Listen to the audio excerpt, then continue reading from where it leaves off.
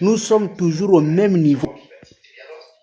Intellectuel ou pas intellectuel, le noir ne change pas.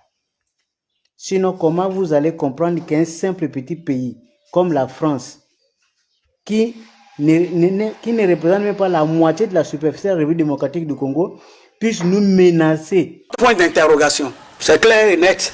Nous utiliser, nous contrôler juste maintenant là. On veut nous faire croire que nous avons là une maladie honteuse. Et pourtant, tous les pays là, il y a rempli de professeurs. Il y a même des professeurs au pouvoir. Les Alassane Ouattara, les Conté, les Macky Sall. Tout ce monde-là, ils arrivent à être contrôlés par la France.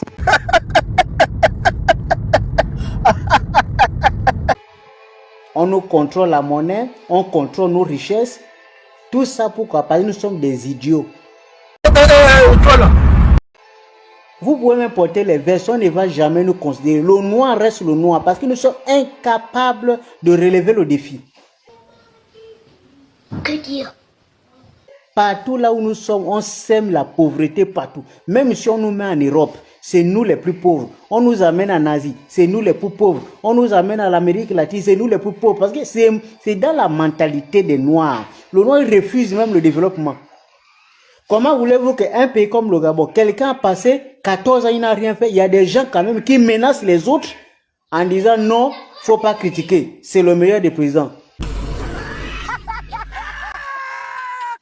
La mentalité des Noirs là, vraiment, ça ne va jamais finir. Même après 30 ans, nous allons toujours mourir en mer, en train de traverser pour aller chercher quelque chose que les Blancs viennent prendre ici, ils partent là-bas et puis nous on suit. On suit, on va toujours mourir.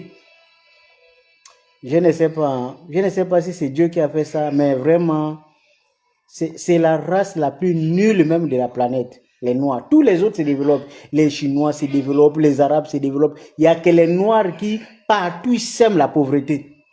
Parce que mentalement, ils sont pauvres. Les gens, quand tu vois les gens comme les présidents, on te dit que ce président, il est professeur, il est hautement diplômé. Mais regarde son comportement, c'est la mentalité des moutons. On ne peut pas se développer. Le problème de l'Afrique, c'est ça le problème. C'est dans la peau. Même quelqu'un qui te dit que lui, c'est un intellectuel. Demain, quand on va dans le pouvoir, il va se comporter comme un idiot. Comment même les choses que vous copiez, c'est les blancs. Vous n'arrivez pas à respecter ça. Vous avez copié la démocratie là-bas. Appliquez donc la démocratie. Vous refusez. Mais vous êtes parti prendre ça pourquoi? Vous êtes incapable d'appliquer ça. Vous êtes parti prendre ça pourquoi? Point d'interrogation. C'est clair et net. Quelqu'un, il a un doctorat. Il veut faire le 3e mandat. Ça, c'est quelle mentalité? Tu as vu ça où? Point d'interrogation. C'est clair et net. Là où vous êtes parti copier là-bas, vous avez entendu qu'il y a le 3e mandat. C'est ça le problème du noir. Même quand il copie toujours des choses, il renverse ça avec la couleur de sa peau. Les gens à qui on parle une fois, ils comprennent. Il y a des gens à qui on a besoin de répéter plusieurs fois. Et puis il y en a qui ont besoin qu'on prenne un burin pour leur faire entrer les choses dans la tête. Ce que je vais dire ici n'a pas pour but de plaire, ni de rassurer, encore moins de flatter. C'est une question dérangeante. Une question que beaucoup évitent, par peur, par confort ou par conditionnement. Depuis des siècles, l'homme noir a été brisé, déplacé, réduit en esclavage, colonisé. Mais la véritable question n'est pas seulement ce qui a été fait à son corps, c'est ce qui a été fait à son esprit. À quel moment avons-nous accepté l'humiliation comme une norme? À quel moment avons-nous confondu survie et dignité? À quel moment avons-nous cessé de défendre notre propre honneur?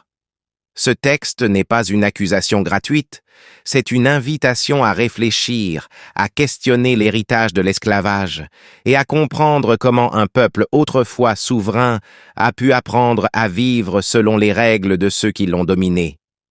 Car tant que ces questions resteront sans réponse, la liberté restera une illusion. L'esclavage est-il la cause du fait que beaucoup d'hommes noirs semblent avoir perdu le sens de l'honneur? Ou faut-il aller plus loin et dire que l'honneur leur a été arraché au moment même où leur culture a été détruite, réduite à néant, remplacée par un statut de subordination et conditionnée par une école coloniale conçue non pas pour éveiller, mais pour dominer? Car on ne peut pas parler d'honneur là où l'identité a été niée. On ne peut pas parler de dignité là où l'histoire a été confisquée. Aujourd'hui encore, certains hommes noirs sont prêts à mourir pour les causes des autres, mais rarement pour leur propre cause. Ils défendent des drapeaux qui ne sont pas les leurs, des idéologies qui ne les libèrent pas, des systèmes qui continuent de les exploiter. Pourquoi? Pourquoi l'homme noir accepte-t-il de vivre comme un sous-homme alors qu'il était roi avant son asservissement? Roi dans ses terres, roi dans ses structures sociales, roi dans sa spiritualité, roi dans sa science, roi dans sa vision du monde. Pourquoi accepte-t-il de vivre sa vie à l'image de son bourreau, de parler sa langue comme seule référence du savoir, de penser avec ses concepts, de mesurer sa valeur avec les critères de celui qui l'a opprimé pendant des siècles? Pourquoi vouloir ressembler à celui qui te combat depuis des générations? Pourquoi chercher l'approbation de celui qui ne t'a jamais reconnu comme égal? Comment peux-tu donner crédit à l'histoire racontée par ton bourreau, comme si elle était une vérité absolue, sans recherche personnelle, sans esprit critique, en mettant ton cerveau en veilleuse? Car l'une des plus grandes victoires de l'esclavage et de la colonisation n'a pas été seulement l'enchaînement des corps, mais l'endormissement des esprits. Un esprit qui ne questionne plus, un esprit qui répète, un esprit qui consomme des récits fabriqués contre lui-même. Comment peut-on accepter que des traîtres, des élites déconnectées, formées pour servir des intérêts étrangers, se retrouvent au sommet de nos États et continuent de diriger nos peuples vers la dépendance et l'humiliation? Et pourtant, la question ultime demeure. Comment peut-on espérer le paradis quand on a peur de la mort?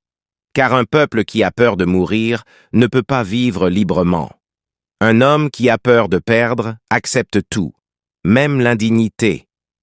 La libération commence le jour où l'homme noir accepte de regarder son histoire en face, de réapprendre qui il est, de reconstruire son honneur, non pas à travers le regard de l'autre, mais à travers sa propre conscience retrouvée. Si vous avez apprécié cette vidéo, n'oubliez pas d'aimer, de vous abonner et d'activer la cloche de notification. Restez curieux et continuez à questionner le monde qui vous entoure. À la prochaine, prenez soin de vous. Si vous avez apprécié cette vidéo,